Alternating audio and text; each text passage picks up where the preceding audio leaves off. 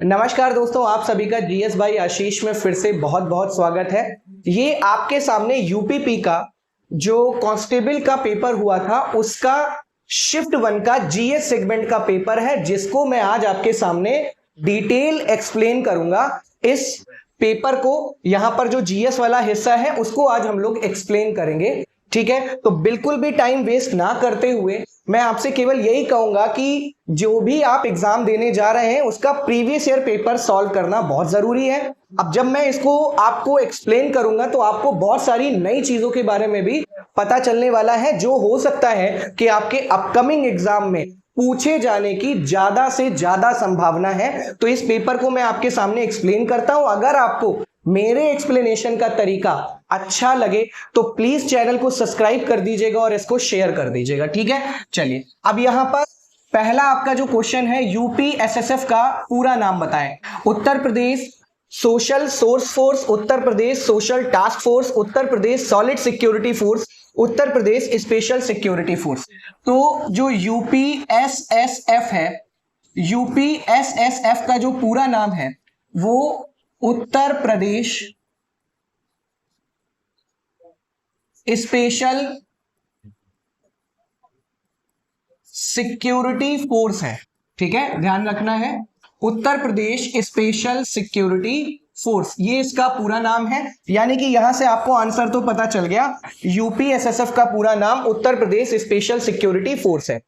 इसकी अगर हम स्थापना की बात करें, इसके फाउंडेशन की बात करें, तो यूपीएसएसएफ एक्ट लाया गया था, यानी कि कानून लाया गया था 2020 में, और उसके माध्यम से Uttar Pradesh special security force की स्थापना हुई थी। ठीक है, तो यूपीएसएसएफ एक्ट 2020 के तहत यूपीएसएसएफ की स्थापना हुई थी। और अगर हम इसके कार्य की बात करें, किसकी बात करें, अगर हम इसके कार्य की बात करें, ये क्या करता है, तो यूपी के औद्योगिक प्रतिष्ठान जो है, औद्योगिक प्रतिष्ठान, सरकारी भवन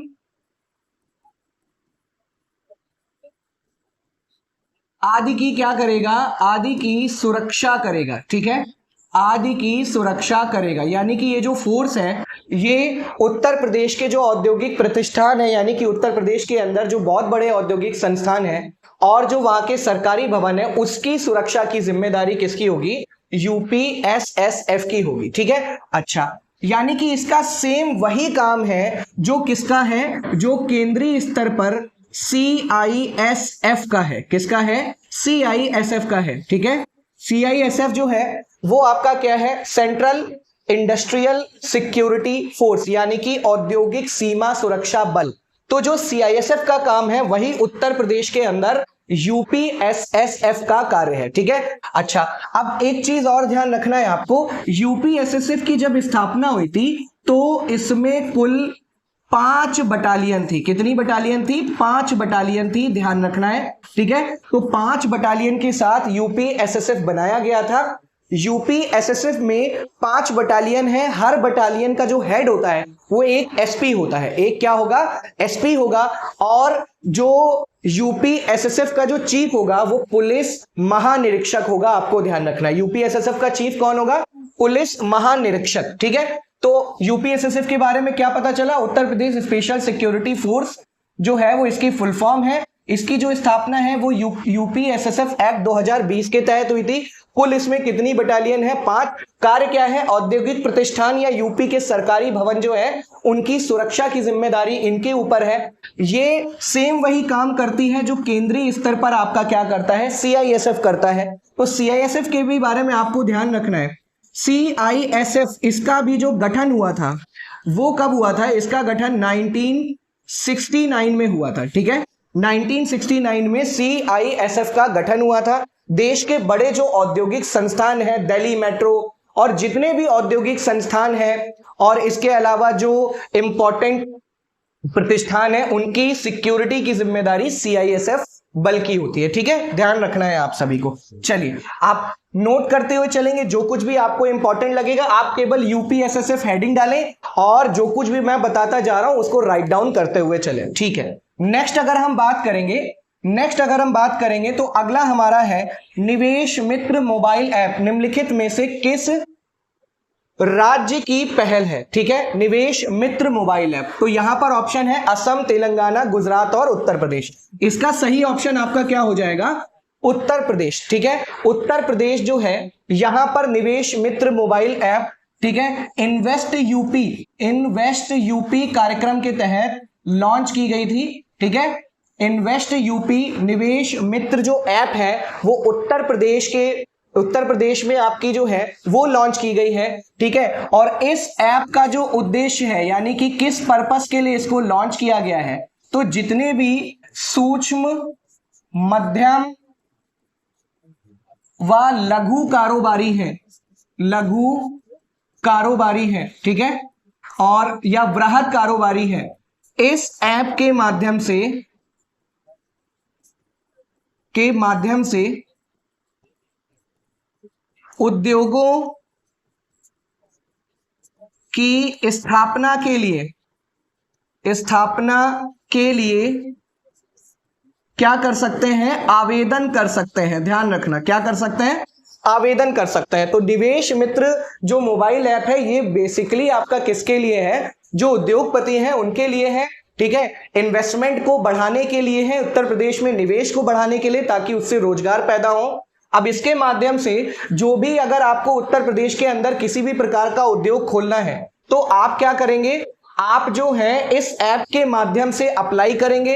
यहां पर आपको सिंगल विंडो क्लियरेंस मिलता है। ध्यान रखना है, सिंगल विंडो क्लियरेंस मिलता है, यानी कि यहां पर एकल विंडो सिस्टम है। एकल विंडो सिस्टम का मतलब है आपको कहीं और नहीं जाना है, केवल इस ऐप पर आप आवेदन करिए और ये ऐप आपको आवेदन से रिलेटेड, उसके लाइसेंस से रिलेटेड सारी इंफॉर्मेशन प्रोवाइड करेगी। सब कुछ कार्य इस ऐप के द्वारा किया जाएगा। आपको घर बैठे जो है आपको किसी भी तरीके का उद्योग खोलना है तो आप इस ऐप पर आवेदन कर सकते हैं। तो निवेश मित्र ऐप जो है वो कहां की ऐप है? उत्तर प्रदेश की ऐप है। और किससे रिलेटेड है? उद्योगों से रिलेटेड है, ताकि इन्वेस्टमेंट बढ़े।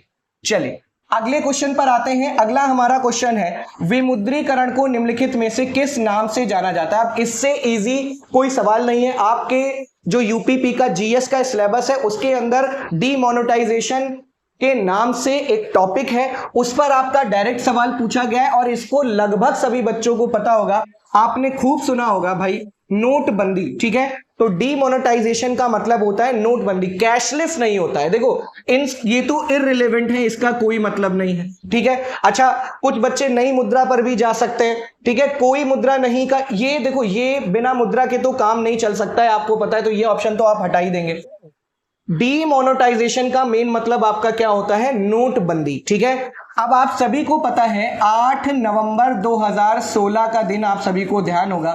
8 नवंबर 2016 को पीएम जो हमारे प्रधानमंत्री हैं, ठीक है, प्रधानमंत्री जी ने क्या किया था? 500 व 1000 के जो नोट हैं, 1000 के नोटों को लीगल टेंडर से, यानी कि वैध मुद्रा की श्रेणी से बाहर कर दिया था।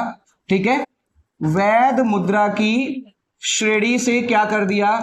श्रेणी से बाहर कर दिया। ठीक है, तो लीगल टेंडर की आपकी श्रेणी से क्या कर दिया? इसको बाहर कर दिया 8 नवंबर 2016 को। ठीक, अब एक बात आपको और समझनी है कि आरबीआई अधिनियम है एक, ठीक है, रिजर्व बैंक ऑफ इंडिया जो एक्ट है, ये जो एक्ट है ये एक्ट है 1934। ठीक है, आरबीआई एक्ट 1934 में प्रावधान है कि सरकार आरबीआई से परामर्श के साथ, परामर्श पर नोटबंदी कर सकती है। ठीक है, नोटबंदी कर सकती है। देखिए अब सरकार को यह लग रहा था कि देश में जो है वो एक तो जो आपकी जो पैसा है, जो आपका नोट है, उसकी सिक्योरिटी के लिए कई बार हमको क्या करना पड़ता है?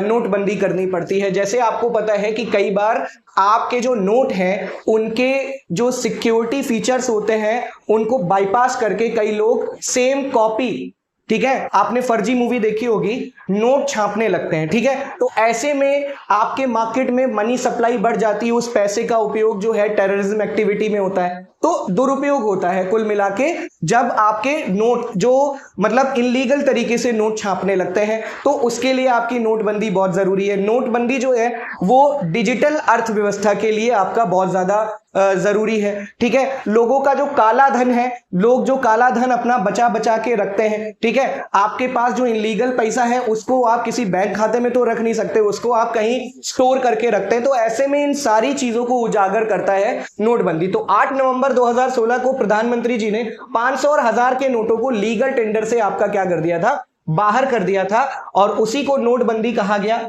ठीक है। अब ये जो नोटबंदी है, सरकार आरबीआई एक्ट 1934 के तहत आरबीआई से परामर्श करके ये कर सकती है। अच्छा, अब आपको एक चीज और ध्यान रखनी है, 19 मई 2023 को, ठीक है, 23 को आरबीआई ने, देखो जब नोटबंदी करी तो आरबीआई ने 500 का नया नोट जारी किया था और 2000 का नया नोट जारी किया था। 19 मई 2023 को आरबीआई ने क्या किया, 2000 के जो नोट उन्होंने जो मार्केट में नए डाले थे, तो 2000 के नोटों को वापस लेने की घोषणा की, ठीक है, वापस लेने की घोषणा की। यानी कि सब आरबीआई ने कहा कि जिनके पास 2000 रुपए के नोट देखो आपके अकाउंट में पड़े हैं तो कोई प्रॉब्लम नहीं है, लेकिन अगर घर पे किसी ने जो है उसको जमा करके रखा है तो वो सब जाकर के अपनी अपनी ब्रांचेस में क्या कर दें, जमा कर दें, ठीक है। तो वापस लेने की घोषणा की। देखो आपको ये बात समझनी है, 19 मई 2023 को आरबीआई ने, आपने सुना भी होगा कि सरकार ने फिर से नोटबंदी कर दी है, लेकिन मैं आपको बता दूं भाई साहब, 19 मई 2023 को आरबीआई ने 2000 के नोटों को वापस लेने की जो घोषणा की थी वो नोटबंदी नहीं थी। 8 नवंबर 2016 को पीएम ने जो 500 1000 के नोटों को वैध मुद्रा की श्रेणी से बाहर कर दिया था, वो नोटबंदी थी, ठीक है। इसको आरबीआई की क्लीन मनी पॉलिसी, आरबीआई की क्लीन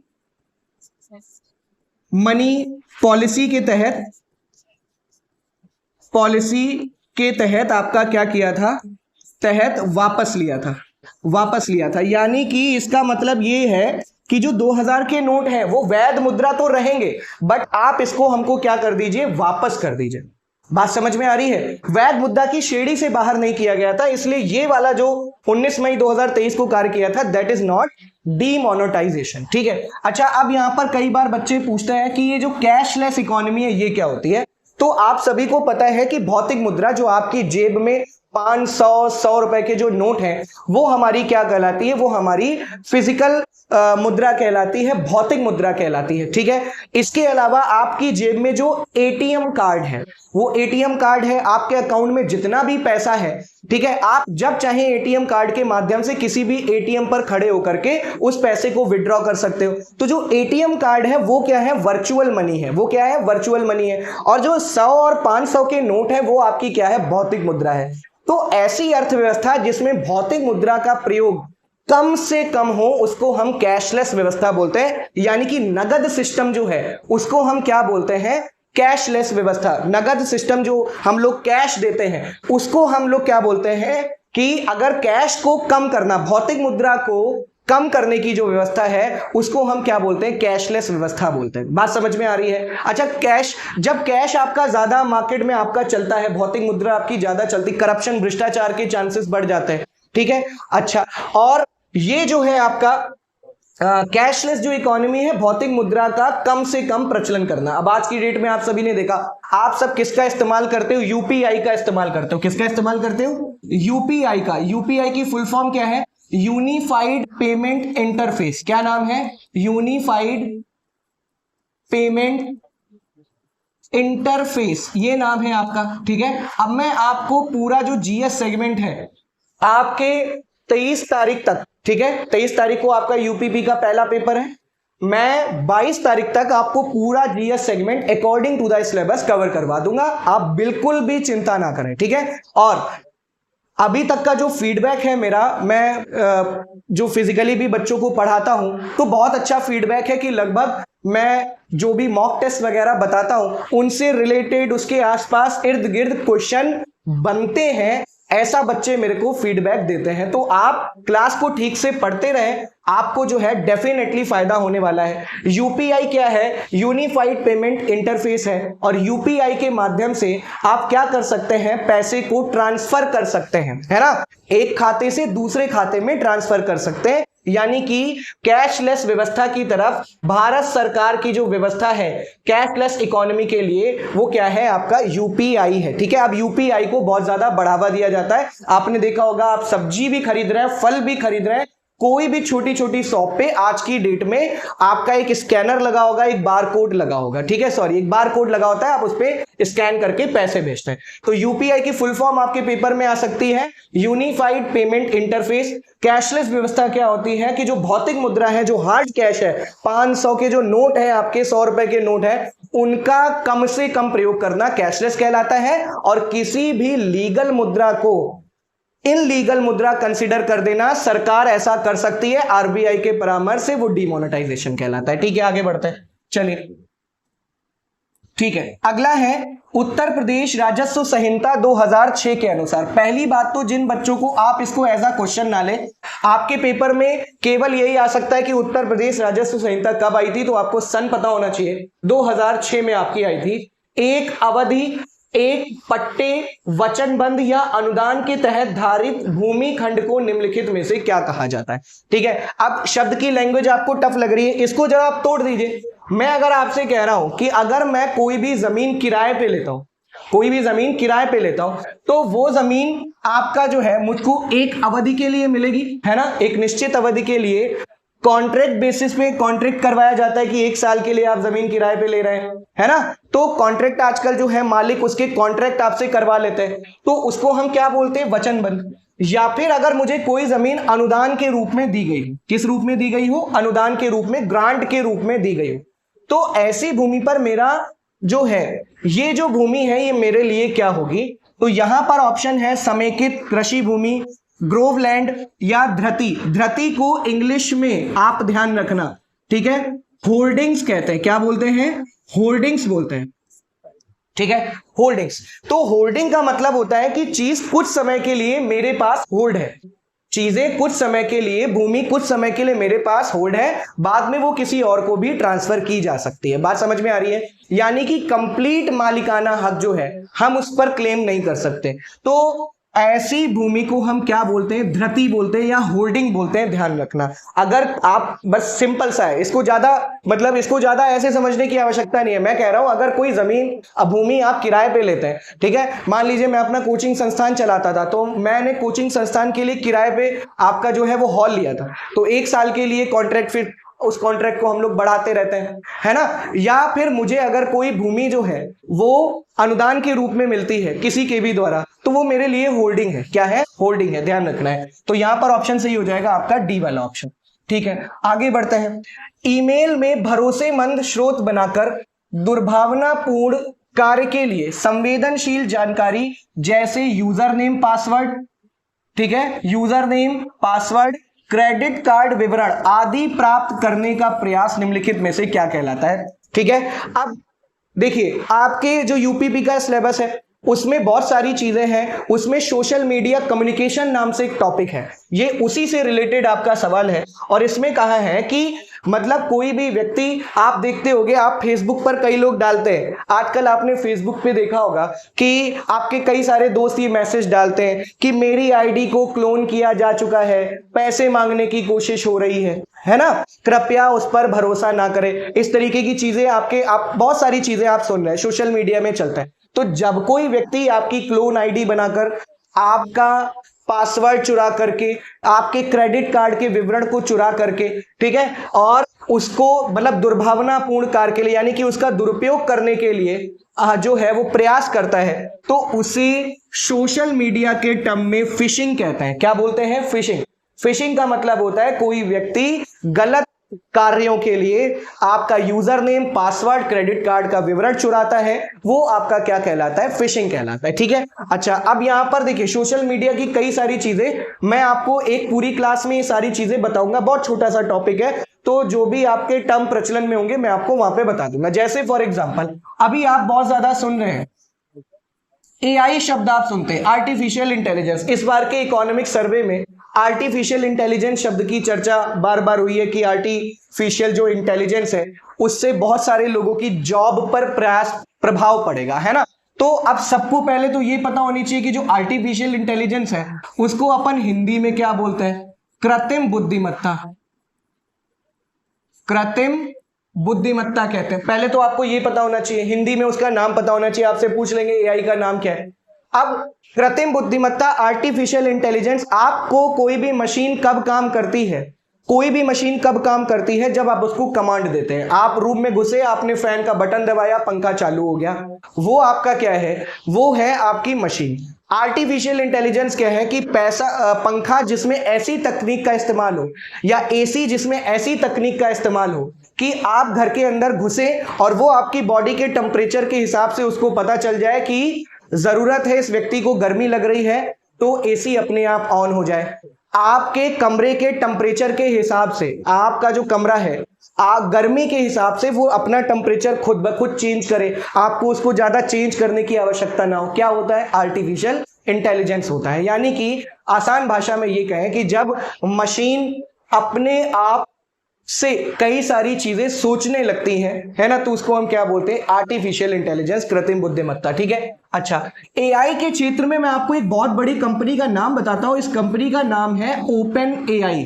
ओपन एआई का नाम आप सबने बहुत सुना होगा, मेरे हिसाब से आपके पेपर में आ सकती है। और ओपन एआई जो है, अगर आपसे पूछा जाए ओपन एआई कंपनी किस क्षेत्र से रिलेटेड है, तो आप बताएंगे कृत्रिम बुद्धिमत्ता। और इसके निदेशक का नाम आपसे पेपर में आ सकता है, निदेशक का नाम आपका पेपर में आ सकता है। इसके निदेशक का नाम है सैम अल्टर।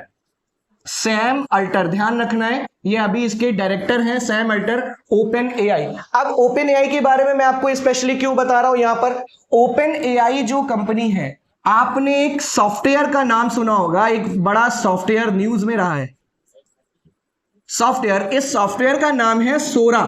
ठीक है। और एक और आपने सॉफ्टवेयर सुना होगा, चैट जीपीटी। Chat GPT. ठीक है, ठीक है, चैट जीपीटी, ये आपने नाम सुना है, खूब आपने नाम सुना होगा। ये दोनों जो हैं सॉफ्टवेयर इसी कंपनी के हैं, आर्टिफिशियल इंटेलिजेंस बेस्ड आपके ये सॉफ्टवेयर है। ठीक है, बहुत इंपॉर्टेंट है। अब क्या हुआ, जो बिहार का बीपीएससी का जो टीचर वाला जो पेपर हुआ था, उसमें जीपीटी की फुल फॉर्म ही पूछ ली थी। जीपीटी की फुल फॉर्म क्या होती है? Generating pre trend transformer. ठीक है, ये चैट जीपीटी की आपकी क्या होती है? फुल फॉर्म होती है। ठीक है, सोरा क्या है? एक प्रकार का सॉफ्टवेयर है जिसमें अगर आप अपनी रिक्वायरमेंट डाल दें तो वो आपको वीडियो जनरेट करके दे देगा। ठीक है, तो इस तरीके से जो है ये बहुत इंपॉर्टेंट कंपनी है आर्टिफिशियल इंटेलिजेंस के क्षेत्र में। ठीक है, तो जब मैं आपको पढ़ाऊंगा तो मैं इसी तरीके से आपको पढ़ाऊंगा, सारी चीजें लगभग आपको बताऊंगा, सवाल वहां से आपके काफी ज्यादा कवर होंगे। ठीक है, तो ये आपका क्लियर हो गया आप सभी को। ठीक है, अगर कोई व्यक्ति आपकी आईडी का क्लोन बना करके गलत तरीके से दुर्भावनापूर्ण कार्यों के लिए जो है आपका यूजर नेम, पासवर्ड या क्रेडिट कार्ड की जानकारी चुराता है, तो उसको हम लोग सोशल मीडिया के टर्म में फिशिंग बोलते हैं। क्या बोलते हैं? फिशिंग बोलते हैं। ठीक है, नेक्स्ट अगले सवाल पर बढ़ते हैं। अगला सवाल है, टका निम्नलिखित में से किस देश की मुद्रा है? तो टका जो है वो आपकी किस देश की मुद्रा है? अब ये तो बहुत इजी सवाल कर दिया इन्होंने, अगर थोड़ा सा घुमा देते तो ये सवाल टफ बन सकता था। आपको पता है टका जो है वो बांग्लादेश की मुद्रा है। ठीक है, अच्छा, अब यहां पर बाकी देश दिए हुए, जैसे सर्बिया, सर्बिया की मुद्रा क्या है? सर्बिया की मुद्रा है सर्बेनियन आपका दिनार। तो दिनार जो है वो आपकी किसकी मुद्रा है? वो आपकी सर्बिया की मुद्रा है। ठीक है, तुर्की की जो मुद्रा है वो आपकी क्या है? लीरा है। तुर्की की जो मुद्रा है वो आपकी क्या है? लीरा है। थाईलैंड की जो मुद्रा है वो आपकी क्या है? बाट है। क्या है? बाट है। और बांग्लादेश की जो मुद्रा है वो आपकी क्या है? टका है। ठीक है, तो इस तरीके से ये आपकी जो है वो मुद्राएं हैं, वेरी वेरी इंपॉर्टेंट, आपको ध्यान रखनी है। ठीक है, तुर्की की मुद्रा आपकी क्या है? लीरा। सर्बिया की मुद्रा आपकी दिनार। अच्छा, आपने एक चीज नोटिस की होगी, आपका एग्जामिनर आपके सिलेबस से बाहर नहीं जा रहा है, सवाल आपके सिलेबस से रिलेटेड ही आपका पूछा जाए, तो आपको कुछ भी फालतू पढ़ने की आवश्यकता नहीं है, मैं आपसे यही कहूं। ठीक है, चलिए आगे बढ़ते हैं। अगला सवाल है, निम्नलिखित में से कौन सा वाक्य जीएसटी के लिए सही नहीं है?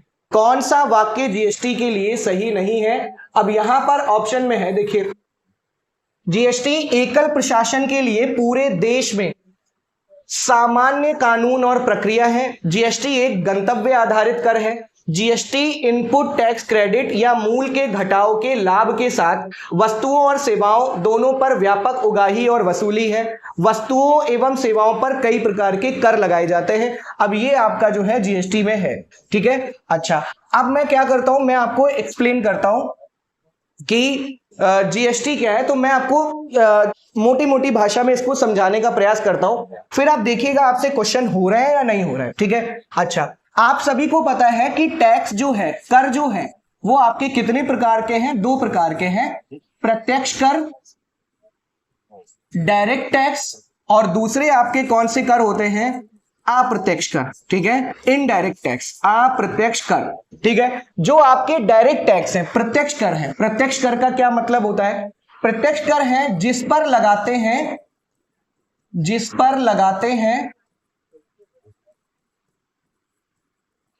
उसी से लेते हैं, यानी कि डायरेक्ट टैक्स में जिस व्यक्ति को टैक्स के लिए टारगेट किया जाता है उसी से लिया जाता है। जैसे सरकार ने कह दिया कि 5 लाख, फॉर एग्जाम्पल बता रहा हूं, 5 लाख की आय से, जिनकी आय अधिक है, 5 लाख से अधिक आय वालों पर, 5 से 10 लाख की जिनकी आय होगी, 5 लाख से अधिक आय व 10 लाख से कम, 10 लाख से कम पर 5% आयकर लगेगा। क्या लगेगा? आयकर लगेगा। यानी कि कुल मिला के बात हो गई कि जिनकी आय 5 से 10 लाख के बीच में होगी वो सब सालाना 5% आयकर देंगे। तो जो जिनकी आय भी इस बीच में आएगी उनको टैक्स देना पड़ेगा 5% की दर से। यानी कि जिस पर लगाते हैं उसी से लेते हैं, यानी कि आयकर, ठीक है। आयकर एक प्रकार का कैसा टैक्स है? डायरेक्ट टैक्स है। इसके अलावा आपका क्या होता है? आयकर के अलावा निगम कर, कॉर्पोरेट टैक्स, निगम कर आपका जो है वो कंपनियों के लाभ पर लगता है। किस पर लगता है?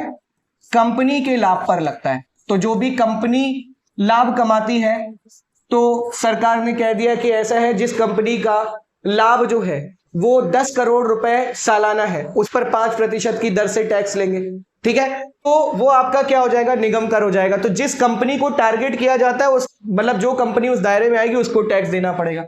इसके अलावा आपका जो है पूंजी लाभ कर, कैपिटल गेन टैक्स, ठीक है, पूंजी लाभ कर। अब आपके पास कोई पूंजी है, आपका कोई प्लॉट है, वो प्लॉट जो है आपने 5 लाख का खरीद रखा है ना। अब वो आने वाले 10 सालों में वो प्लॉट जो है वो 20 लाख का हो जाता है, तो आपको 15 लाख का प्रॉफिट हुआ। और ये प्रॉफिट किससे हुआ? पूंजी से हुआ। तो सरकार आपसे क्या ले लेगी? कैपिटल गेन टैक्स ले लेगी, ठीक है। तो ये भी एक प्रकार का कैसा कर है? Direct tax. भाई जो भी प्लॉट बेचेगा उसको सरकार को सीधे टैक्स देना पड़ेगा। तो जिस पर लगाते हैं उसी से लेते हैं। अप्रत्यक्ष कर क्या होता है? लगाया किसी और पे जाता है, लगाया किसी और पर व लिया किसी और से,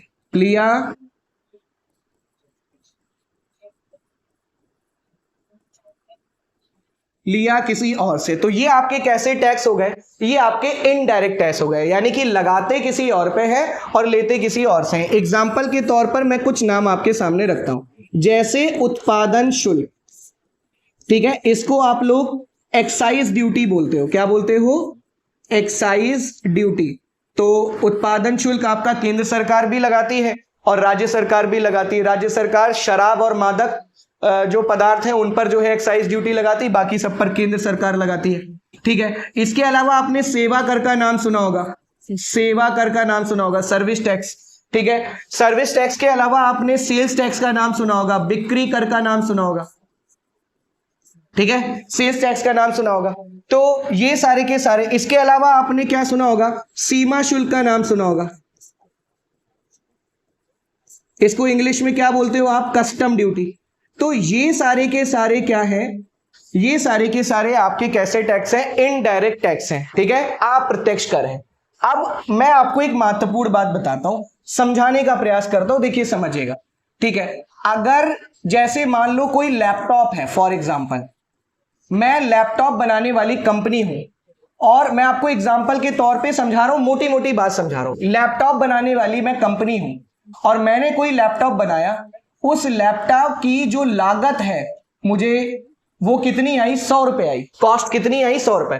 अब इस लैपटॉप को बनाने के लिए हमें क्या चाहिए होगा, हमें प्लास्टिक चाहिए होगा, हम भाई कहीं से प्लास्टिक भी खरीदेंगे, हमें चिप्स चाहिए होंगी, है ना, चिप्स चाहिए होंगी, चिप्स यानी कि जो माइक्रो चिप्स आती हैं जो लैपटॉप और मोबाइल में यूज होती हैं। हमें लैपटॉप की बैटरी जो है वो हमें कहीं से चाहिए होगी।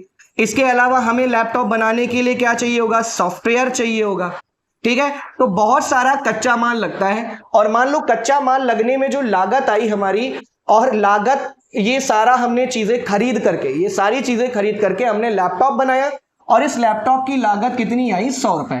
अब हमने कहा कि हमने ये लैपटॉप बनाया है, मैं इसमें 20 रुपए क्या लूंगा, लाभ लूंगा।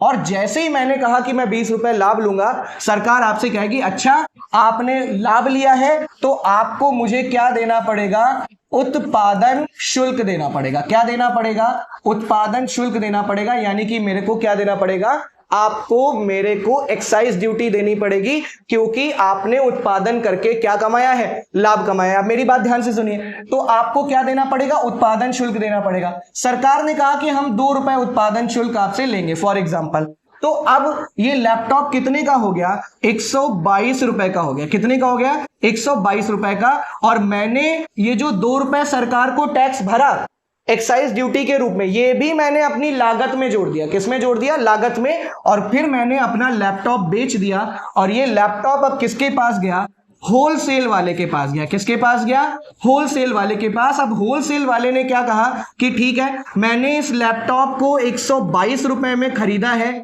मैं भी इस पर 10 रुपए क्या लूंगा, लाभ लूंगा। क्या लूंगा, लाभ लूंगा।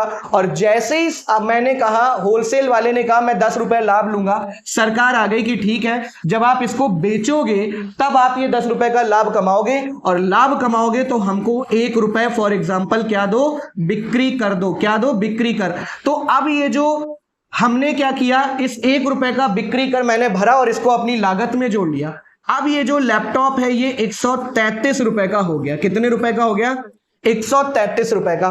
उसके बाद ये लैपटॉप पहुंचा किसके पास, दुकानदार के पास। दुकानदार ने कहा कि भैया ठीक है, मैं भी क्या करूंगा, इस पर जो है 133 रुपए का लैपटॉप मुझे पड़ा है, मैं इस पर 10 रुपए क्या कमाऊंगा, लाभ कमाऊंगा। सरकार फिर बोलेगी कि भैया आप लाभ कमाओगे तो आप हमको जो है, आपको भी बेचने पर लाभ प्राप्त होगा, 1 रुपए आप क्या दो, हमें बिक्री कर दे दो। क्या दे दो, बिक्री कर दे दो। तो ये क्या हो गया, सेल्स टैक्स हो गया। क्या हो गया, सेल्स टैक्स हो गया। तो अब ये कितने का, दुकानदार ने 1 रुपए भरा, 10 रुपए का अपना लाभ जोड़ा, 133। तो 133 10 143, और 144 रुपए का ये जो लैपटॉप था ये किसने खरीदा, उपभोक्ता ने खरीदा।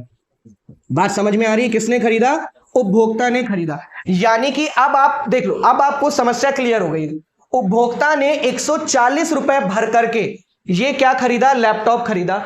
इस 144 रुपए में उपभोक्ता ने आपका जो है, जो भी टैक्स इन लोगों ने दिए उन सबको अंतिम रूप से किसने भरा, उपभोक्ता ने। देखो लगाए किस पर गए, लगाया किस पर गया, उत्पादन शुल्क, दुकान मतलब जिसने लैपटॉप बनाया है उस पर लगाया गया, जिसने लैपटॉप बेचा है उस पर बिक्री कर लगाया गया। लेकिन अंतिम रूप से 144 रुपए में उसने किसने खरीदा, उपभोक्ता ने। यानी कि सारे टैक्स भरकर इसको उपभोक्ता ने खरीदा।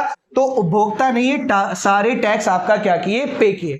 तो अप्रत्यक्ष कर क्या होता है, लगाते किसी और पे हैं, लेते किसी और से। अब इसमें प्रॉब्लम क्या है, देखो मैं आपको मोटी मोटी प्रॉब्लम समझाता हूं। ये लैपटॉप बनाया मैंने, मुझे बनाने के लिए प्लास्टिक लगी, चिप्स, बैटरी और सॉफ्टवेयर। तो इन लोगों ने भी मुझे क्या है, प्लास्टिक बेची होगी तो लाभ कमाया होगा, चिप्स मुझे बेचे होंगे तो लाभ कमाया होगा, बैटरी बेची होगी तो लाभ कमाया होगा, सॉफ्टवेयर बेचा होगा तो लाभ कमाया होगा। इन सब ने ऑलरेडी लाभ कमाया होगा। लाभ कमाया होगा तो इन्होंने टैक्स दिया होगा, और वो टैक्स इन्होंने अपनी लागत में जोड़ दिए, और लागत में जोड़कर मुझे प्रोडक्ट दिया।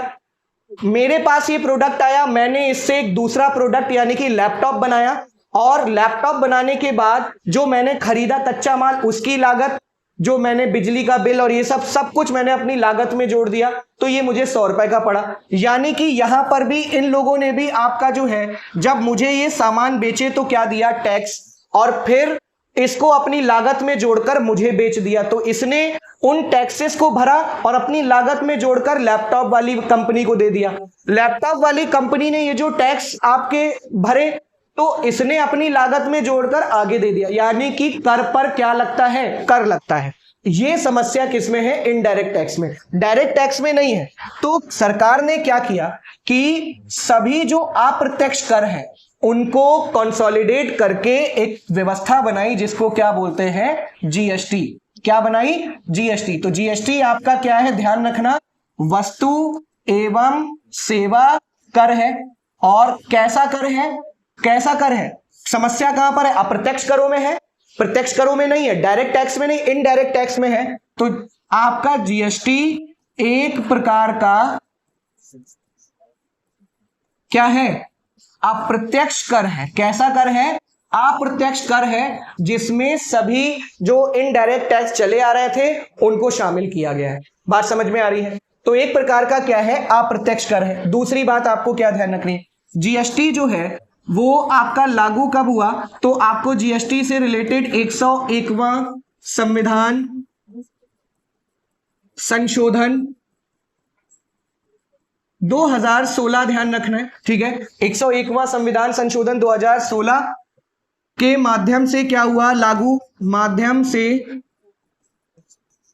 1 जुलाई 2017 को आपका क्या हुआ, लागू हुआ। अब आपने पीछे ही मेरे को बताया कि सर जी जीएसटी के साथ प्रॉब्लम क्या है, जीएसटी ये जो है ये आपका कर किस पर लगा, कंपनी पर, ये किस पर लगा, होलसेल वाले पर, ये किस पर लगा, दुकानदार पर, और अंतिम रूप से दिया किसने इसको, उपभोक्ता ने।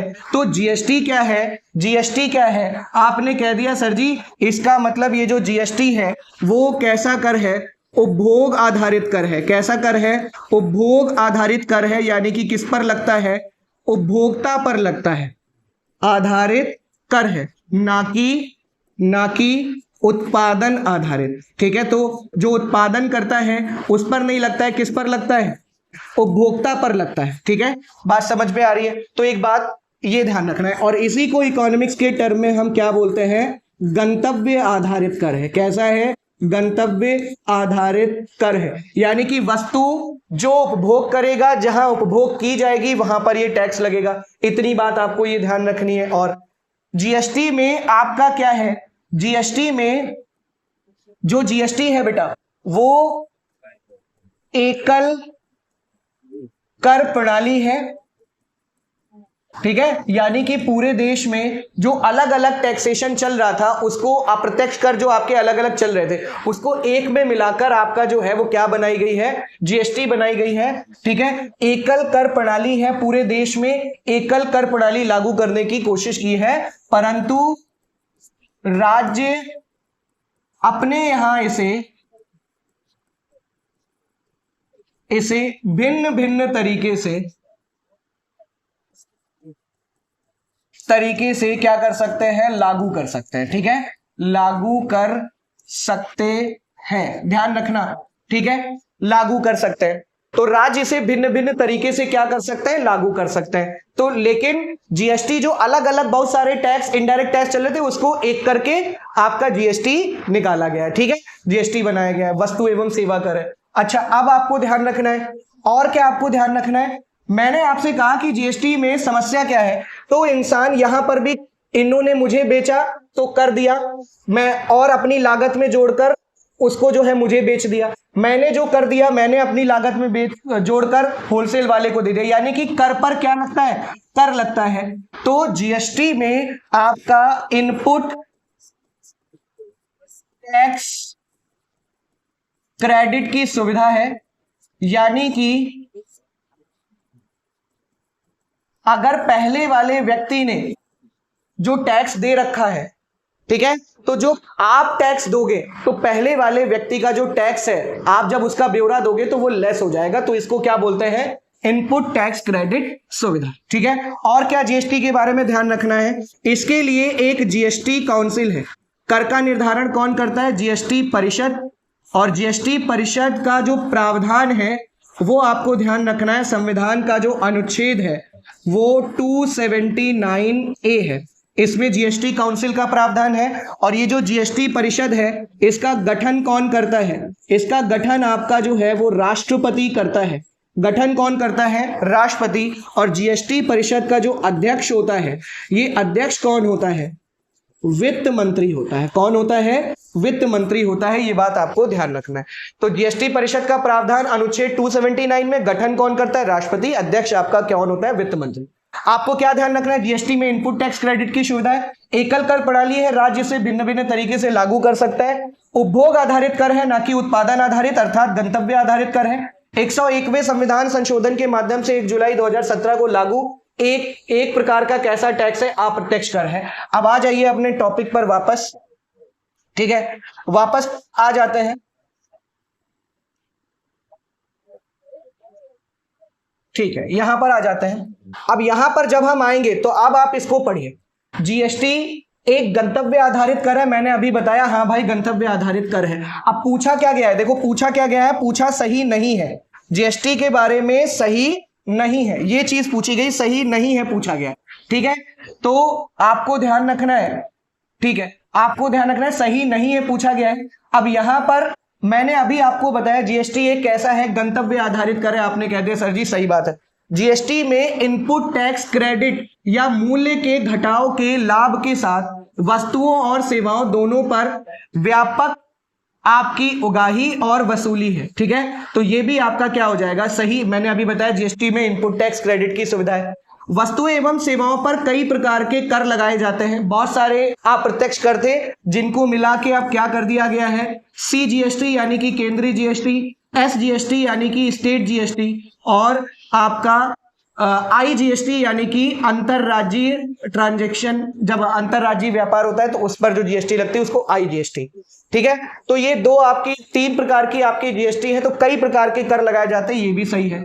एकल प्रशासन के लिए पूरे देश में सामान्य कानून और प्रक्रिया, मैंने अभी आपको बताया, राज्य से भिन्न भिन्न तरीके से लागू कर सकते हैं अपने यहाँ। देखिए जीएसटी है एक ही कर, ठीक है, एक कर सिस्टम है, लेकिन राज्य इसे अपने यहां अलग अलग तरीके से लागू कर सकते हैं। जीएसटी टैक्सेशन सिस्टम एक ही रहेगा, लागू करने का तरीका आप जो है वो अलग अलग कर सकते हैं। तो यहां पर क्या गलत हो जाएगा, ये वाला ऑप्शन कौन सा सही हो जाएगा, ए वाला ऑप्शन, ठीक है। मैंने आपको डिटेल में समझा दिया, ठीक है। चलिए आगे बढ़ते हैं। अगला आपका जो है, अगला है निम्नलिखित में से कौन सा बंदरगाह कच्छ गुजरात में स्थित है। अब कांडला बंदरगाह है, ये आपका क्या हो जाएगा, सही। कांडला बंदरगाह कहां पर स्थित है, ये आपका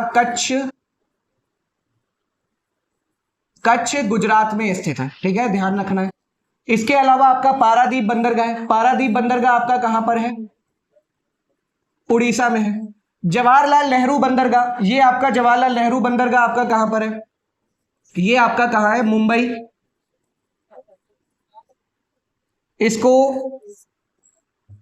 नहावा शेवा भी बोलते हैं, ठीक है, बंदरगाह, ठीक है। अच्छा, मार्मुगांव बंदरगाह, ये आपका कहां पर है, गोवा में। ये आपका कहां पर है, गोवा में। गोवा में आपका कौन सा बंदरगाह है, मार्मुगांव बंदरगाह। तो ऑप्शन कौन सा सही हो जाएगा, ऑप्शन यहां पर आपका सही हो जाएगा कौन सा वाला, कांडला बंदरगाह। कौन सा वाला, कांडला बंदरगाह, ये वाला ऑप्शन क्या हो जाएगा, सही हो जाएगा। क्लियर हो रही है बात। चलिए आगे बढ़ते, समझ में आ रहा होगा आप सभी को। अब अगला सवाल है, हाल ही में अमित शाह जी ने निम्नलिखित में से किस स्थान पर national cooperative dairy federation of India के मुख्यालय की आधारशिला रखी है। अब यहां पर आपका देखिए ऑप्शन में आनंद, जयपुर, बेंगलुरु और गांधीनगर। तो कहां पर रखी है, आनंद। आनंद कहां पर है, गुजरात में। तो गुजरात में एनसीडीएफआई के मुख्यालय की आधारशिला रखी है, ठीक है। National cooperative dairy federation of India की आधारशिला कहां पर रखी है, आपका आनंद, गुजरात। अब ये सवाल देखो, इस सवाल में कोई दम नहीं है।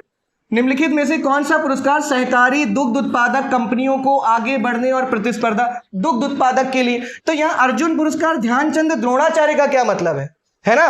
इन सब पुरस्कारों का क्या मतलब है भाई? अर्जुन पुरस्कार, ध्यानचंद आपका जो पुरस्कार है खेल में दिया जाता है उपलब्धि के लिए। द्रोणाचार्य पुरस्कार ये जो ट्रेनर्स होते हैं उनके लिए है। अर्जुन पुरस्कार वीरता प्रदर्शित करने वालों के लिए दिया जाता है। नाम से ही स्पष्ट हो रहा है गोपाल, तो यहां पर कौन सा ऑप्शन सही हो जाएगा? यहां पर ऑप्शन सही हो जाएगा ए वाला, इसमें कोई दम ही नहीं थी, तो क्वेश्चन नंबर 10 में कोई दम नहीं है। ठीक है, अगला सवाल आगे बढ़ता है। अगला सवाल है, निम्नलिखित में से हाल ही में किस देश, अब यहां पर देखिए हाल ही में पूछा है, शब्द है क्या? हाल ही में। भारत ने निम्नलिखित किस देश के साथ प्रवासन और गतिशीलता समझौते को मंजूरी दी है? देखिए भारत का जो प्रवासन और गतिशीलता समझौता ये जर्मनी के साथ भी है, ठीक है, लेकिन चूंकि हाल ही में पूछा है तो हाल ही में भारत ने इटली के साथ ये समझौता किया, ठीक है, तो यहां पर ऑप्शन कौन सा सही हो जाएगा? इटली। ठीक है, अच्छा क्या आप मुझे इन सबकी कैपिटल बता सकते हैं? जर्मनी की कैपिटल क्या है? देखिए राजधानी आपके चैप्टर में है, आपके सिलेबस में जर्मनी की राजधानी आपकी क्या है? बर्लिन। श्रीलंका की राजधानी आपकी क्या है? श्रीलंका की राजधानी आपकी क्या है? जयवर्धनेपुरा। क्या है? जयवर्धनेपुरा, ये आपकी श्रीलंका की राजधानी है। नेपाल की राजधानी सबको पता है यार, काठमांडू है।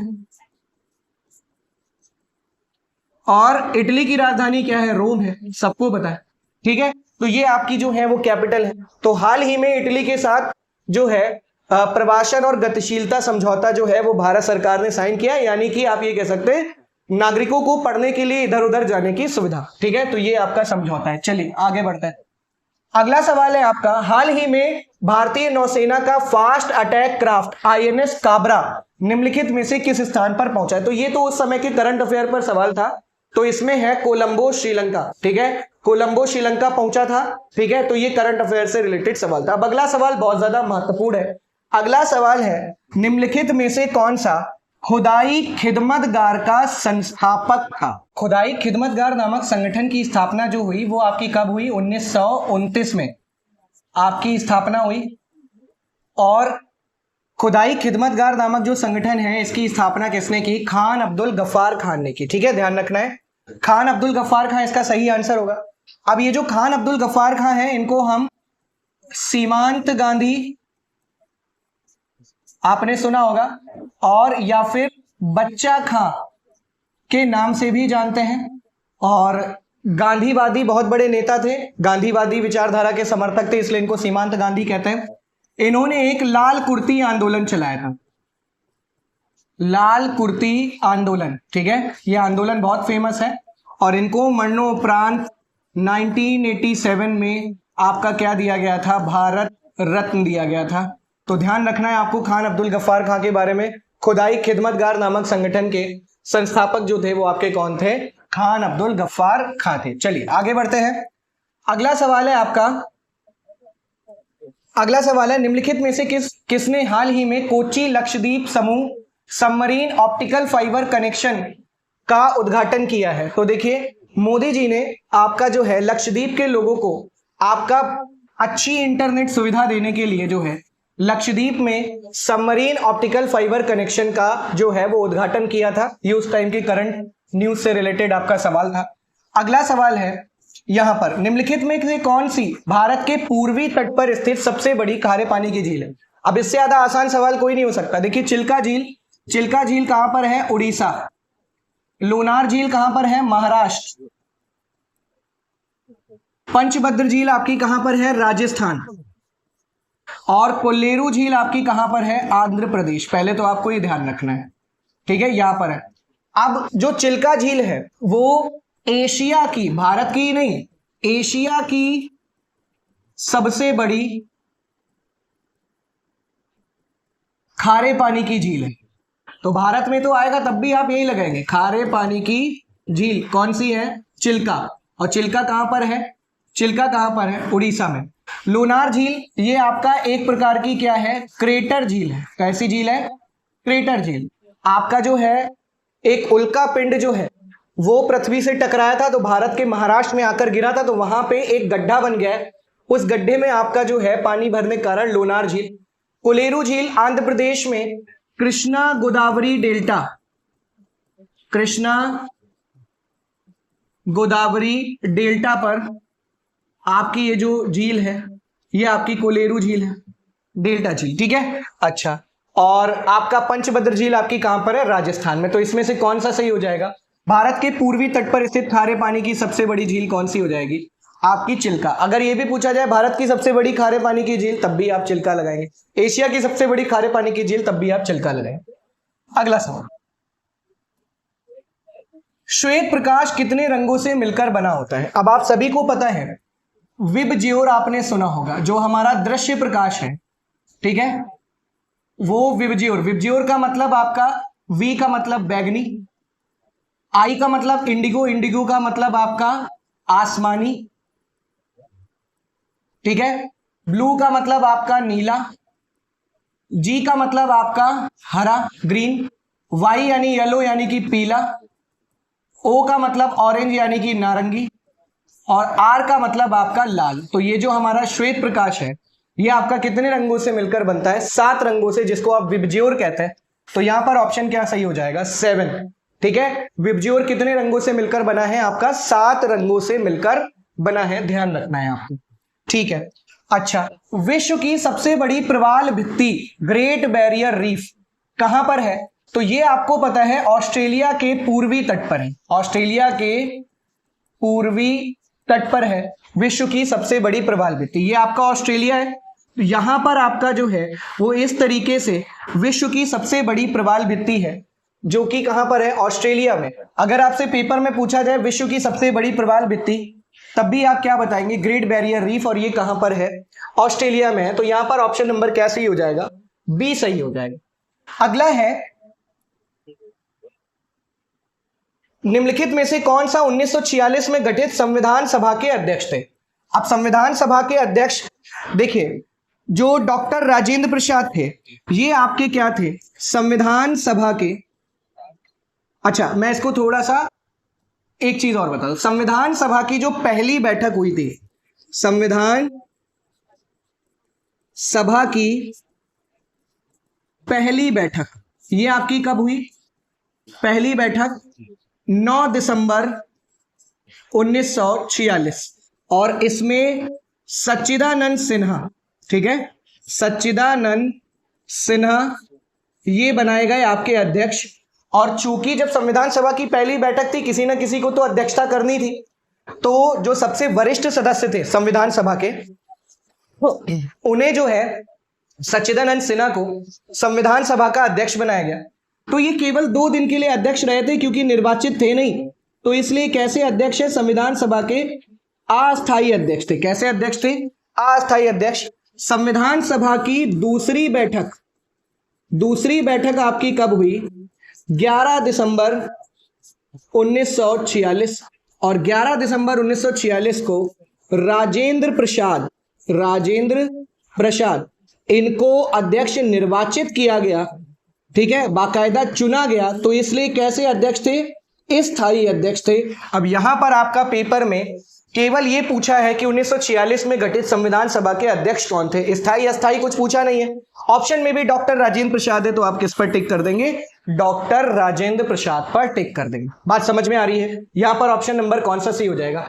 ए सही हो जाएगा, ध्यान रखना है आपको। अगला, ठीक है। अच्छा, अब एक चीज और है, आप देखिए, मैं आपका क्लीन करते हुए चलूंगा, आपको जब भी कुछ देखना हो तो दोबारा जो है आप बैक करके देख सकते हैं। भाई यूट्यूब पर यही बढ़िया सुविधा है, आप दोबारा से देख सकते हैं, मुझे बार बार इसको साफ करना पड़ता है, ठीक है।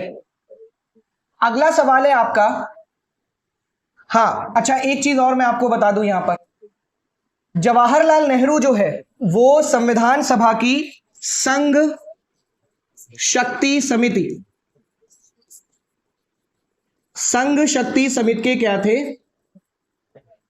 अध्यक्ष थे, ठीक है। संघ शक्ति समिति के आपके क्या थे? अध्यक्ष थे। संघ संविधान समिति के भी आपके अध्यक्ष, संघ का संविधान आपका कैसा होगा, यानी कि देश का संविधान कैसा होगा, तो उसके भी अध्यक्ष आपके कौन थे? उसके भी अध्यक्ष थे आपके जवाहरलाल नेहरू, ठीक है। संघ शक्ति समिति के अध्यक्ष, संघ संविधान समिति के अध्यक्ष, ये भी आपके जवाहरलाल नेहरू थे। राजेंद्र प्रसाद संविधान सभा के स्थायी अध्यक्ष थे, सच्चिदानंद सिन्हा अस्थायी अध्यक्ष थे, ठीक है। अच्छा, इसके अलावा अगर हम बात करें तो संविधान सभा के, अच्छा यहां पर और भी ऑप्शन है, अच्छा जो प्रारूप समिति, ये बी आर अम्बेडकर जो थे ये किसके अध्यक्ष थे? ये प्रारूप समिति के अध्यक्ष थे। किसके अध्यक्ष थे? प्रारूप समिति के अध्यक्ष थे। प्रारूप समिति का जो गठन हुआ था, इसका गठन ध्यान रखना है 29 अगस्त 1947 को हुआ था। 29 अगस्त 1947 को प्रारूप समिति का गठन हुआ था और बी.आर. अंबेडकर प्रारूप समिति के क्या थे? अध्यक्ष थे। सरदार वल्लभ भाई पटेल ये प्रांतीय संविधान समिति के अध्यक्ष थे। प्रांतीय संविधान समिति के अध्यक्ष थे।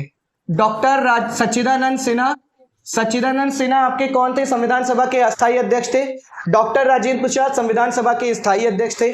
संविधान सभा की पहली बैठक 9 दिसंबर 1946, दूसरी बैठक 11 दिसंबर 1946। ठीक है। भीमराव वो जो आपके जवाहरलाल नेहरू हैं, संघ संविधान समिति, संघ शक्ति समिति दोनों के अध्यक्ष थे। बी.आर. अंबेडकर प्रारूप समिति के अध्यक्ष थे। प्रारूप समिति का गठन 29 अगस्त 1947 को हुआ था। सरदार वल्लभ भाई पटेल प्रांतीय संविधान समिति के अध्यक्ष थे। ठीक है, चारों ऑप्शन हमारे क्लियर हो गए।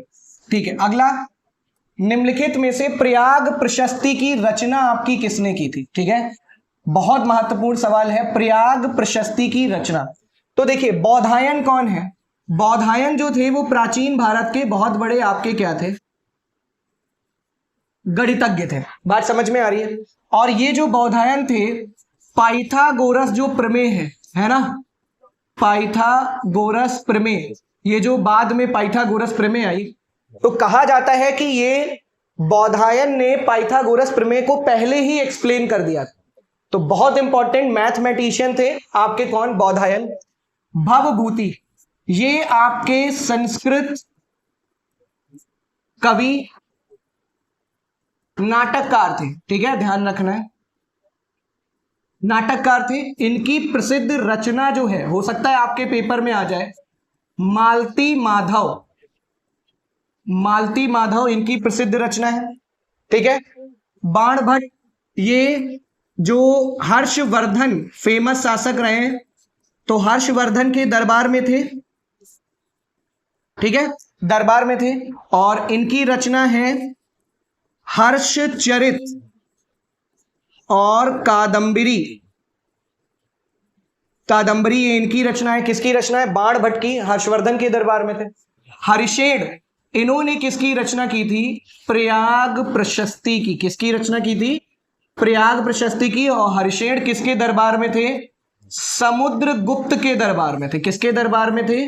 समुद्रगुप्त के दरबार में थे, ध्यान रखना। ठीक है, तो ये चारों ऑप्शन मैंने एक्सप्लेन कर दिए। बौधायन गणितज्ञ थे, पाइथागोरस प्रमेय, भवभूति संस्कृत कवि नाटककार, रचना मालती माधव भवभूति की है। ठीक है, बाणभट्ट जो है हर्षवर्धन के दरबार में थे, हर्षचरित और कादंबरी। हरिशेन ये प्रयाग प्रशस्ति की रचना हरिशेन ने की थी और समुद्रगुप्त के दरबार में थे। अब आपसे पेपर में पूछा है प्रयाग प्रशस्ति, तो ऑप्शन कौन सा सही हो जाएगा? D1। ठीक है, अगला सवाल, अगला सवाल है, अंगूर की खेती, उपज और कटायन को निम्नलिखित में से किस नाम से जाना जाता है? सबने सुना है यार, सबने सुना है अंगूर की खेती, और हाँ, इसको किस नाम से जाना जाता है? ये बहुत फेमस है। ठीक है, हॉर्टिकल्चर, ये आपका क्या है? बागवानी है। क्या है? बागवानी को हॉर्टिकल्चर कहते हैं। विटिकल्चर ये अंगूर की खेती, अंगूर की खेती से संबंधित है। पिसीकल्चर मत्स्य उत्पादन, मछली उत्पादन, मत्स्य उत्पादन से संबंधित है। सेरीकल्चर ये आपका रेशम, रेशम उत्पादन, रेशम कीट पालन से संबंधित है। तो ये आपका क्या हो जाएगा? सेरीकल्चर। ठीक है, तो अंगूर की खेती जो है वो इससे रिलेटेड है। ठीक है, बात समझ में आ रही है? अंगूर की खेती को विटिकल्चर, सेरीकल्चर रेशम उत्पादन, पिसीकल्चर मत्स्य उत्पादन, हॉर्टिकल्चर बागवानी। ऑप्शन कौन सा सही हो जाएगा? विटिकल्चर, ऑप्शन नंबर बी सही है। ठीक है, अगले सवाल की तरफ बढ़ते हैं। अगला सवाल है, बैलाडीला की पहाड़ियां निम्नलिखित बैल के कुबड़ की तरह दिखती हैं, भारत के किस राज्य में? बहुत आसान सा सवाल है। बैलाडीला की खान भारत की सबसे बड़ी, पेपर में आएगा, मशीनीकृत खान कौन सी है? मशीनीकृत खान कौन सी है? तो आप क्या बताएंगे? बैलाडीला की खान किस लिए फेमस है? लौह अयस्क के लिए फेमस है। किस लिए फेमस है? लौह अयस्क के लिए लिए प्रसिद्ध है? कौन सी खान? बैलाडीला की खान। अब ये जो बैलाडीला है ना, ये जो लौह अयस्क है, बैलाडीला के क्षेत्र से जो लौह अयस्क है उसके लिए फेमस है। भारत की सबसे बड़ी मशीनीकृत खान है। कहां पर है? छत्तीसगढ़ में।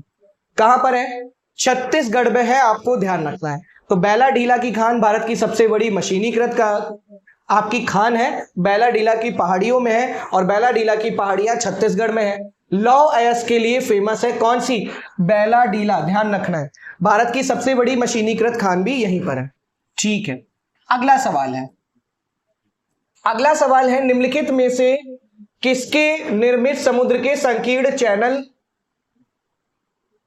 निम्नलिखित में से किसके निर्मित समुद्र के संकीर्ण चैनल श्रीलंका भारत से अलग होता है? यानी किस चैनल के माध्यम से श्रीलंका भारत से अलग होता है?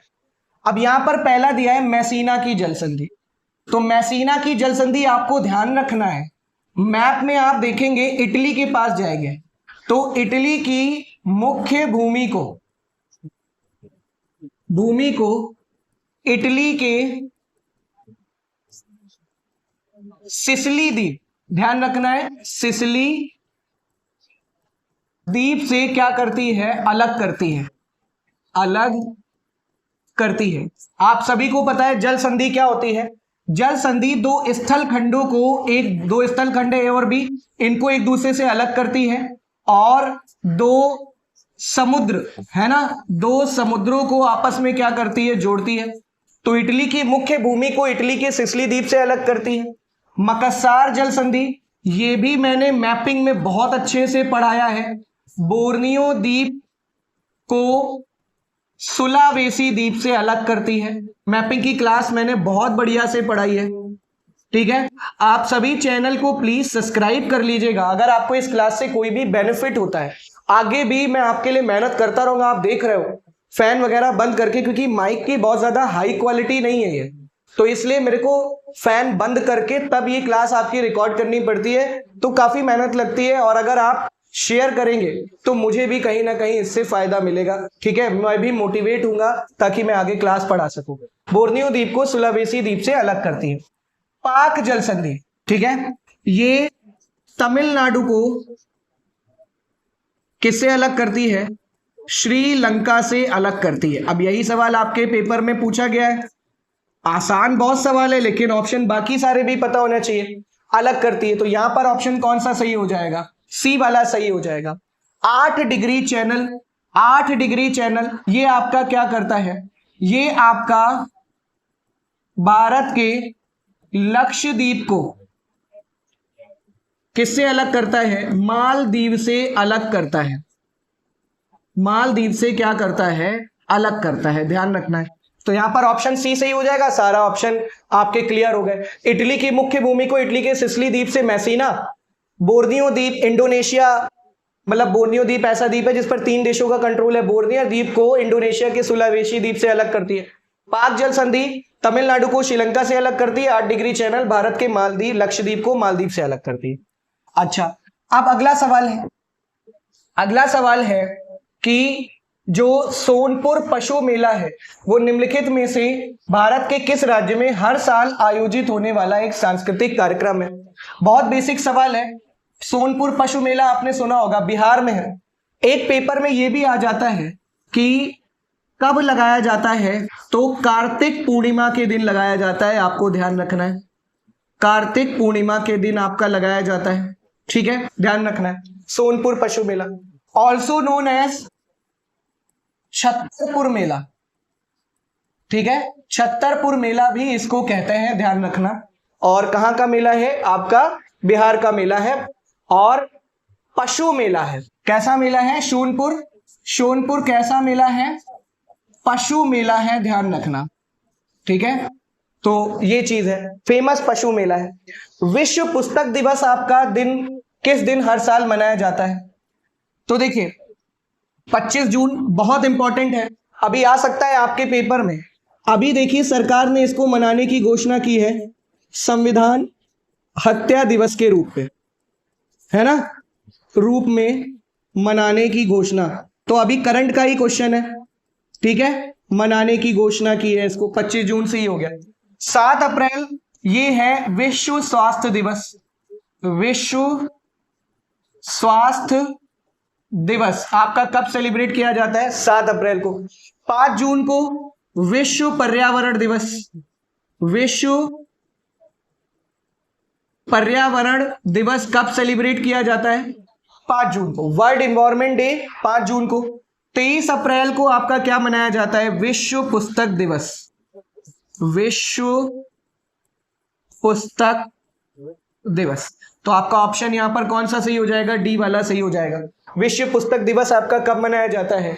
23 अप्रैल को मनाया जाता है। ठीक है। 25 जून को संविधान हत्या दिवस के रूप में मनाने की घोषणा हुई है और 7 अप्रैल को विश्व स्वास्थ्य दिवस, 5 जून को विश्व पर्यावरण दिवस। चलिए आगे बढ़ते हैं।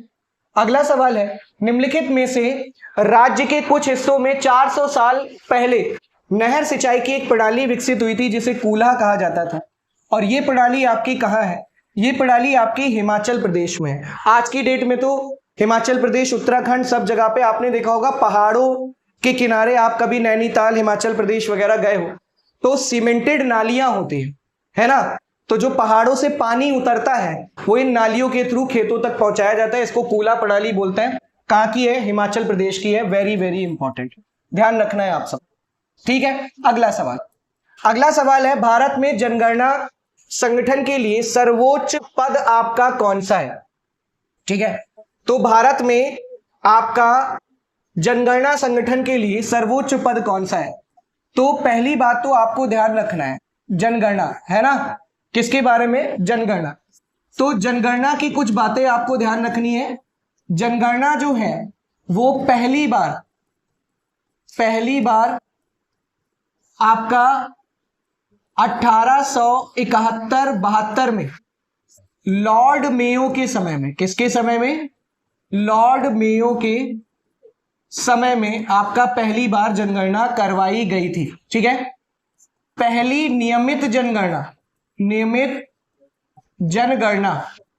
ये आपकी कब हुई थी? नियमित जनगणना आपकी कब हुई थी? 1881 में लॉर्ड रिपन के समय में। किसके समय में? लॉर्ड रिपन के समय में। ठीक है। अच्छा, जब ये पहली नियमित जनगणना हुई तो उस समय जनगणना आयुक्त कौन थे? जनगणना आयुक्त थे W.C. प्लोडेन। कौन थे? W.C. प्लोडेन। यानी कि पहले जनगणना आयुक्त आपके कौन थे? W.C. प्लोडेन। नाम ध्यान रखना है। ठीक है, प्लोडेन। ठीक है। अच्छा, अब सर्वोच्च पद कौन सा है? तो मैंने अभी आपको बताया जनगणना आयुक्त। तो महारजिस्ट्रार एवं जनगणना आयुक्त ये आपका जो है जनगणना करने के लिए उत्तरदायी है। और ये जो जनगणना है, ये आयुक्त का जो पद है, ये किस मंत्रालय के अधीन आता है? तो गृह मंत्रालय के अधीन आता है। आपको ये बात ध्यान रखनी। ठीक है। अच्छा, क्लियर हो गया सभी को? ठीक है। अच्छा, तो ये सारा का सारा आपका जनगणना से रिलेटेड है। पहली बार जनगणना 1871-72 लॉर्ड मेयो के समय में। दूसरी बार जो नियमित जनगणना होना शुरू हुई वो 1881 में लॉर्ड रिपन के समय में। पहले जनगणना आयुक्त W.C. प्लोडेन और गृह मंत्रालय के अंडर में ये आपका आता है। चलिए आगे बढ़ते हैं। अगला सवाल है, निम्नलिखित में से कुमार संभवन निम्नलिखित में से किस एक लेखक की रचना है? तो कालिदास की रचना है मेघदूतम। ठीक है। मालविकाग्नि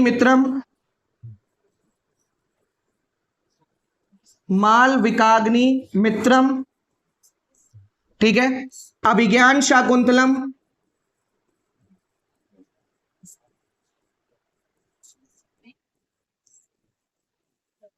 ये सब किसकी रचना है? कालिदास की रचना है। ठीक है। भारवी।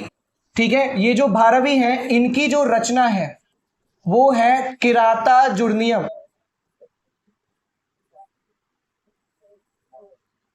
किरातार्जुनीयम नाम ध्यान रखना है, किरातार्जुनीयम। भारवी जो है वो पल्लव वंश के शासक सिंह विष्णु के दरबार में थे और उनकी फेमस रचना है किरातार्जुनीयम। संस्कृत का प्रसिद्ध ग्रंथ है।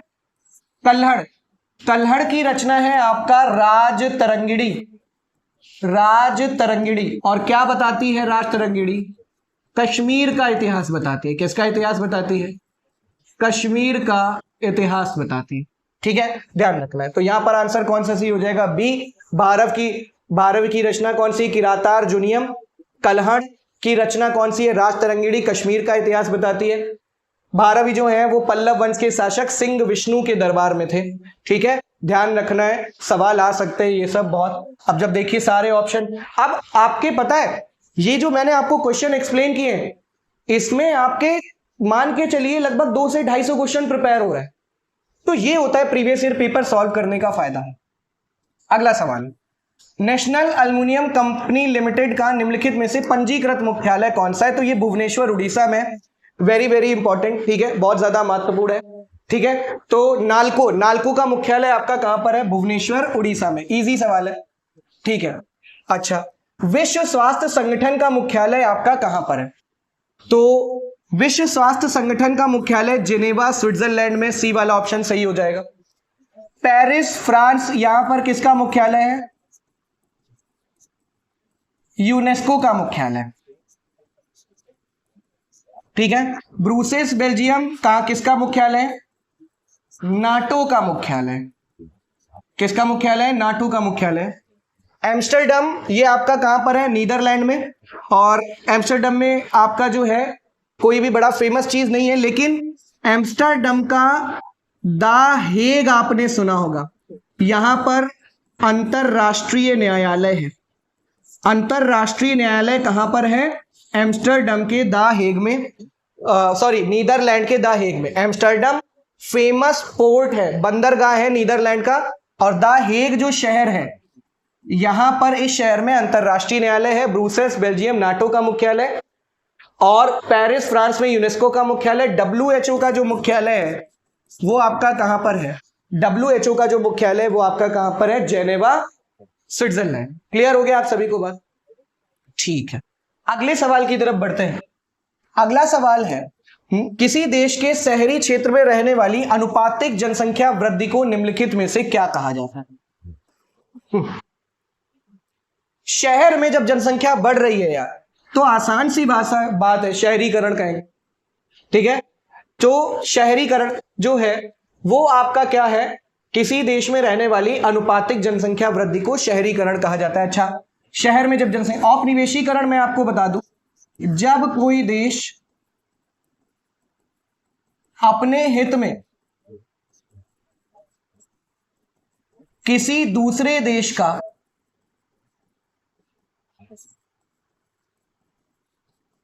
क्या करता है? आर्थिक शोषण करता है, तब हम उसको क्या बोलते हैं? औपनिवेशीकरण। शहरों में जनसंख्या का बढ़ना शहरीकरण। ठीक है, उत्तर प्रदेश का भदोही निम्नलिखित में से किस कला के लिए फेमस है? यार बहुत बढ़िया सवाल है। उत्तर प्रदेश का भदोही निम्नलिखित में से किस कला के लिए फेमस है? तो यहां पर आपका जो है, यहां पर आ जाइए। हाँ, भदोही जो है वो आपका किसके लिए फेमस है? कालीन बुनाई के लिए फेमस। ठीक है, कालीन बुनाई के लिए आपका भदोही फेमस है। भदोही, सीतापुर, जौनपुर, और इसके अलावा कालीन बुनाई के लिए भदोही, सीतापुर, जौनपुर, सोनभद्र और मिर्जापुर, ये सब आपके किस लिए फेमस है? कालीन बुनाई के लिए। तो भदोही भी आपका किस लिए फेमस है? कालीन बुनाई के लिए। कौन सा उत्तर प्रदेश का राज्य वृक्ष है? ये तो सवाल मैं बताऊंगा ही नहीं।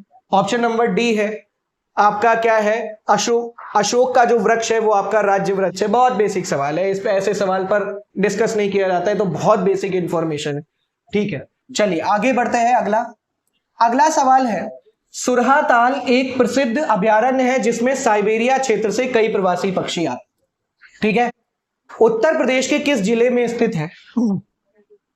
तो जो सुरहाताल है वो आपका उत्तर प्रदेश के एटा जिले में है, ध्यान रखना। ठीक है, सुरहाताल उत्तर प्रदेश के एटा जिले में है। आर्द्र भूमि भी है फेमस, और न्यूज में भी रहती है अक्सर, तो ये ध्यान रखना है। साइबेरिया से कई प्रवासी पक्षी आते हैं, ध्यान रखना है। ठीक है, अगला सवाल है, हाँ, निम्नलिखित में से कौन सा सोशल नेटवर्किंग प्लेटफॉर्म पेशेवर नेटवर्किंग और नौकरी तलाशने का, अरे सबने आईडी बना रखी होगी, और लिंक्डइन, ठीक है, आपने, ठीक है, ऐसे सुना होगा LinkedIn,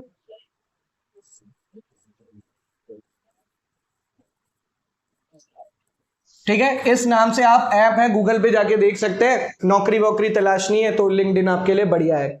social, Facebook, Instagram, Snapchat सब सोशल नेटवर्किंग साइट है, वो नौकरी तलाशने वाली साइट है। मथुरा निम्नलिखित में से किसकी जन्मभूमि है? भैया जय श्री राम, ठीक है, जय श्री राम, बहुत बढ़िया सा सवाल आपका पूछा है। मथुरा निम्नलिखित में से किसकी जन्मभूमि है जिसे ब्रज भूमि के नाम से जाना जाता है? तो यहां पर भगवान श्री कृष्ण है ना, भगवान श्री कृष्ण और उनकी लीलाओं के लिए आपका प्रसिद्ध है ब्रज भूमि, ठीक है, ये ब्रज भूमि यानी कि मथुरा, तो भगवान श्री कृष्ण का जन्म स्थल है, ठीक है। सावन चल रहे हैं, सब कुछ देखिए, बहुत बढ़िया सा आपका है, बढ़िया सा सवाल आपका है, बहुत बेसिक सा सवाल है, ठीक है। अकबर का मकबरा निम्नलिखित में से किस स्थान पर स्थित है? अकबर का जो मकबरा है वो आपका कहां पर है? सिकंदरा में है। ये सिकंदरा जो है आगरा से कुछ दूरी पर है, ठीक है, तो ये सिकंदरा है। बात समझ में आ रही है? यहां पर आपका क्या है? अकबर का मकबरा है। किसने बनवाया था इसको? जहांगीर ने बनवाया, जहांगीर ने बनवाया था, ठीक है। जहांगीर आपके कौन थे? अकबर के पुत्र थे, तो उन्होंने आपका बनवाया, ठीक है। अगला क्वेश्चन नंबर 37, क्वेश्चन नंबर 37 है, निम्नलिखित में से कौन सा नृत्य धान, यहां पर धान और मक्के की खेती, ये धान लिखा है, ये धान है, धान और मक्के की खेती के दौरान किया जाता है? तो ये हुरका बॉल है, और ये जब उत्तर प्रदेश का हिस्सा था उत्तराखंड, तो उत्तराखंड में आपका किया जाता था, यानी कि यूके में किया जाता था, उत्तराखंड में आपका किया जाता था, और आज भी उत्तराखंड का काफी फेमस नृत्य है, ठीक है। चरकुला नृत्य, ये भी आपका यूपी का नृत्य है, फेमस, ठीक है, ध्यान रखना है, ठीक है। वो सब कजरी और रचिया आपके लोकगीत हैं, और ये आपके नृत्य हैं, ठीक है, हुरका बॉल और चरकुला। तो ये था आपका यूपीपी का पूरा शिफ्ट 1 का पेपर। अब अगली क्लास में मैं आपके साथ शिफ्ट 2 का पेपर डिस्कस करूंगा। ऐसे करके जब हम पूरा ये अब 37 क्वेश्चन हमने डिस्कस कर लिए, इसमें हमारे कम से कम 200 क्वेश्चन प्रिपेयर हो गए। 4 साल के पेपर कर लिए तो हमारे आपके जो है 800 क्वेश्चन प्रिपेयर हो गए। अब इससे कहीं ना कहीं आपको बहुत ज्यादा बेनिफिट मिलने वाला है, बहुत ज्यादा, इसलिए प्रीवियस ईयर पेपर का जरूर एनालिसिस करना चाहिए। क्लास में सभी लोग जुड़े रहिएगा, मैं आपको रेगुलर क्लास प्रोवाइड करवाता रहूंगा। अगर आपको क्लास अच्छी लगी, आपको किसी भी तरीके का बेनिफिट होता है, तो प्लीज चैनल को शेयर कीजिएगा और इसको प्लीज सब्सक्राइब करें और लोगों तक इसको बढ़ाएं, है ना, ताकि मोटिवेशन मिलता रहे। ऐसे पसीना निकालने में हम बहुत रेडी हैं, कोई दिक्कत नहीं है, लेकिन आप लोगों की तरफ से मोटिवेशन मिले, प्यार मिलता है, बहुत ज्यादा मिलता है आप लोगों का, ठीक है। तो अभी अभी मैंने रिसेंट में यूट्यूब की शुरुआत की है, और अच्छे खासे जो स्टूडेंट हैं वो आपके जुड़ रहे हैं, धीरे धीरे करके जुड़ रहे हैं, और किसी भी चीज को आरंभ होने में समय लगता है, ठीक है। आप धीरे धीरे आप मुझसे पढ़ेंगे तो आपको चीजें धीरे धीरे समझ में आएगी, है ना। तो आप जुड़ते रहिए, धीरे धीरे हम लोग आने वाले जितने भी पेपर हैं उन सभी के एग्जाम की तैयारी करेंगे। चलिए मिलते हैं आप सभी से अगली क्लास में। आप सभी का बहुत बहुत धन्यवाद।